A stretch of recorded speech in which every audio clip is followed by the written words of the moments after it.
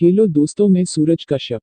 आप सभी को मेरे YouTube चैनल सूरज बाबा कुशवंशी में स्वागत है। आप लोग मेरे चैनल को सब्सक्राइब जरूर करें, शेयर करें और बेल आइकॉन दबाना बिल्कुल ना भूलें।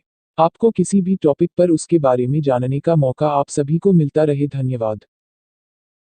आज हम टीका यानी वैक्सीन के बारे में बताएंगे। आखिर टीका है क्या और टीका का आविष्कार कैसे हुआ इत्यादि।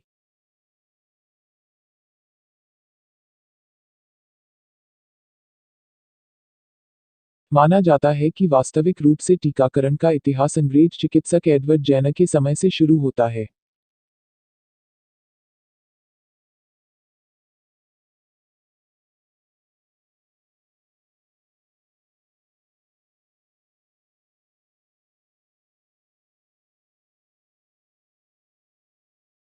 1976 में जेनर ने पाया कि जो महिलाएं डेयरी उद्योग में काम करती है और वह काउपॉक्स से संक्रमित होती है लेकिन उन्हें चेचक नहीं होता। इस बात की पुष्टि होने के बाद उन्होंने चेचक का टीका बनाया।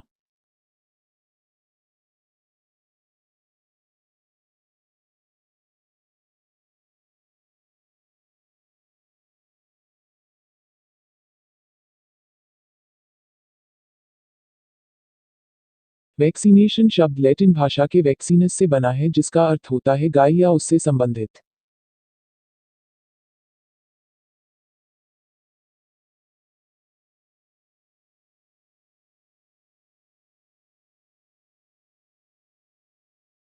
18वीं सदी के उत्तरार्ध में फ्रांस के महान माइक्रोबायोलॉजिस्ट लुई पाश्चर ने जर्म थ्योरी ऑफ डिजीज दी। इसी बुनियाद पर उन्होंने चिकन पॉक्स, कॉलरा, रेबीज और एंथ्रेक्स के टीके विकसित किए थे।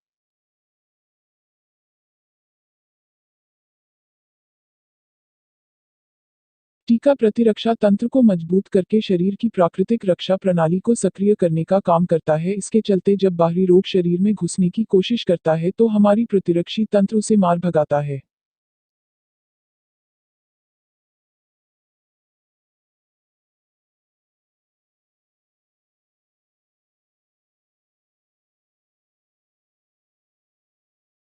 टीका अगर रोग खात्मे में अक्षम साबित होता है तो कम से कम उसके असर को शरीर में कम कर देता है।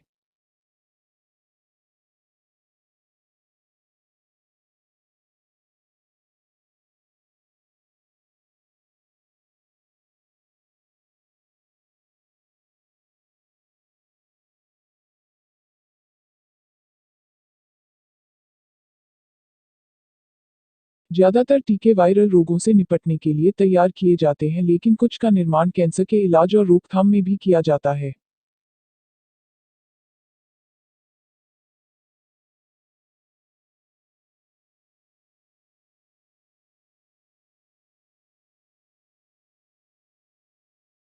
तारांकन, सांप काटने के इलाज के अलावा नशा मुक्ति के लिए भी टीके तैयार किए जाते हैं।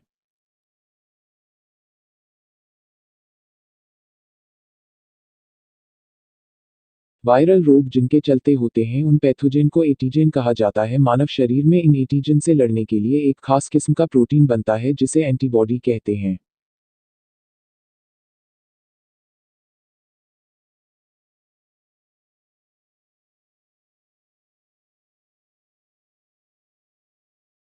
एंटीबॉडी एंटीजन का काम तमाम करने में सक्षम होता है। शुरुआत में शरीर में एंटीबॉडी के निर्माण की गति धीमी होती है। हमारे शरीर में एंटीबॉडी का निर्माण की दर और पैथोजेन के पुनरुत्थान की रफ्तार में जो जीतता है वही विजयी होता है।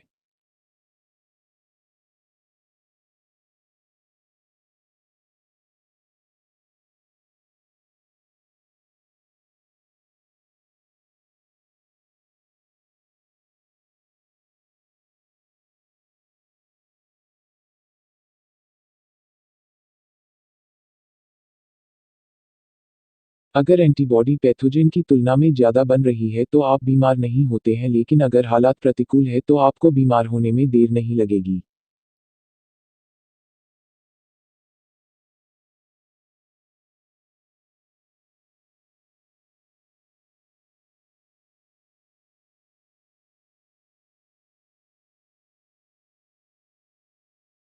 इंसान के शरीर में एंटीबॉडी तैयार होते हैं तो उसी के साथ दूसरी कोशिकाएं भी बनती हैं जिन्हें मेमोरी सेल्स कहा जाता है।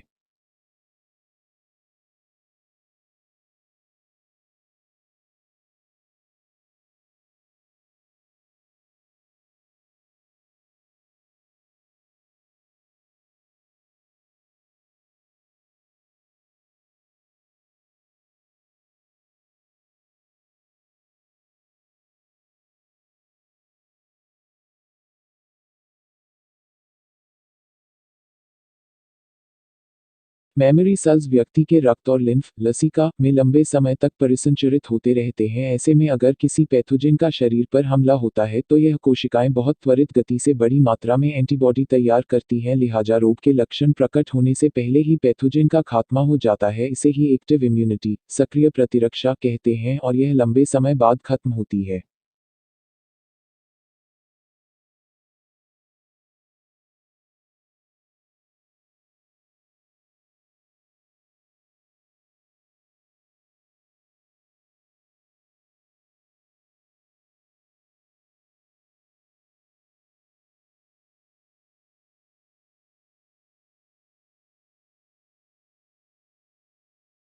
चेचक दुनिया की पहली बीमारी थी जिसके टीके की खोज हुई 1976 में। अंग्रेज चिकित्सक एडवर्ड जेनर ने चेचक के टीके का आविष्कार किया था।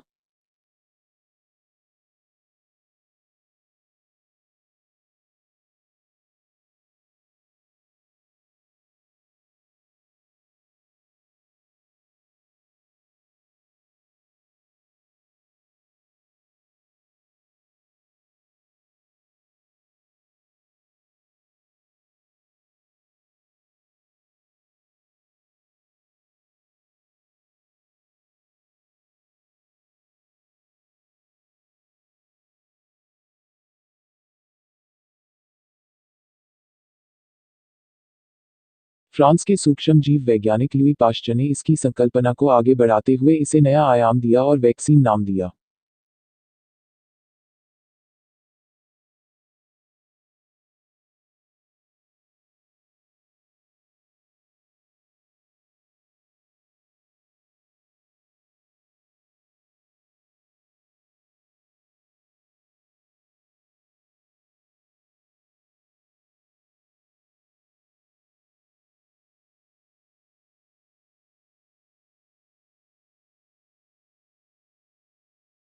सदियों से किए जा रहे हैं अध्ययन और शोध बताते हैं कि किसी भी संक्रामक बीमारी की रोकथाम के लिए टीकाकरण बहुत ही प्रभावी और कारगर तरीका है।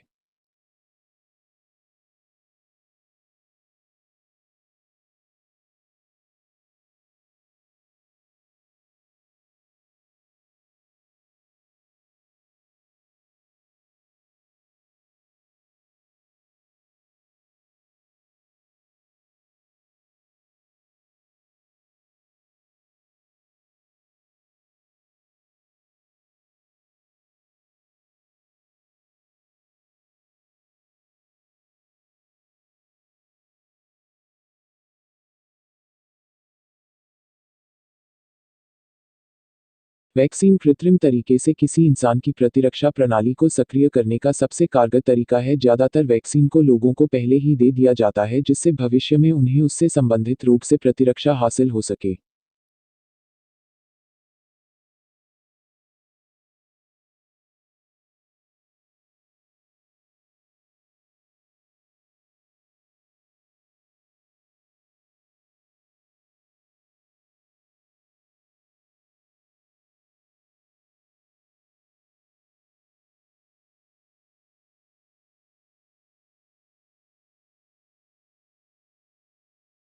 कुछ वैक्सीन इंजेक्शन के रूप में दी जाती है क्योंकि यह आंतों द्वारा आसानी से अवशोषित कर ली जाती है।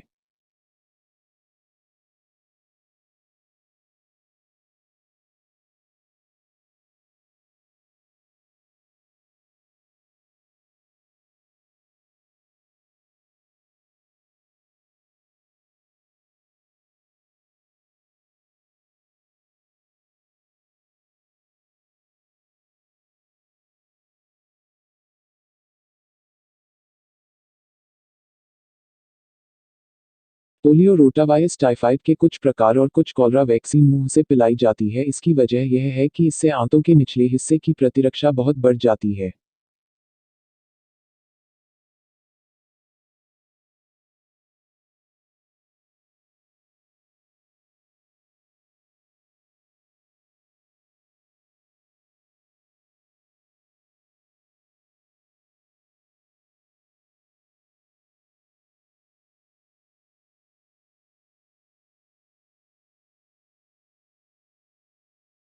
विश्व स्वास्थ्य संगठन के मुताबिक सभी आयु वर्गों में हर साल 20 से 30 लाख मौतें सिर्फ टीकाकरण के दम पर टाली जाती हैं।